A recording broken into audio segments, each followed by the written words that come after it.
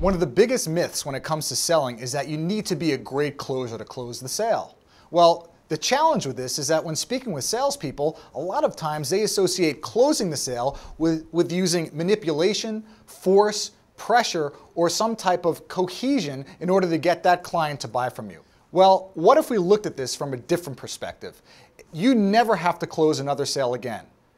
Why do I say that? Here's why. The greatest salespeople I know are not strong closers. They're great openers. In other words, they open up a dialogue to create a new possibility in order to move that sales process forward. What I'm really referring to here is permission-based closing. What if you actually got permission from the prospect to close the sale? In order to get permission to close a sale, I'm suggesting 3 steps that will allow you to do this effortlessly without ever having to apply pressure on a prospect. Step 1, isolate the objection.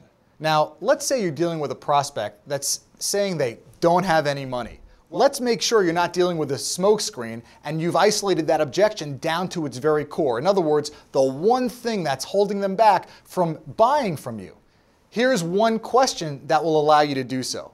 Mr. Prospect, if I'm hearing you right, it really comes down to not having the budget that you've allocated in order to make this purchase. Is that accurate?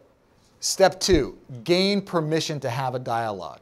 Here's what that could sound like. So, Mr. Prospect, if in fact you did have that budget allocated, we would then be able to discuss the next steps of moving this process forward. Is that accurate? What if I can share with you some ways that will allow you to make this incredibly affordable while honoring the limited budget you have? Would you be open to discussing that in more detail?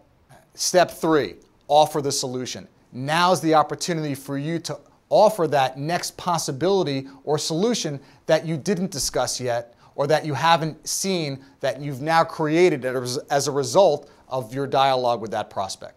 Using these 3 steps will allow you to close in on every prospect, get that objection out of the way, and open up that dialogue, which is going to move you closer to more sales.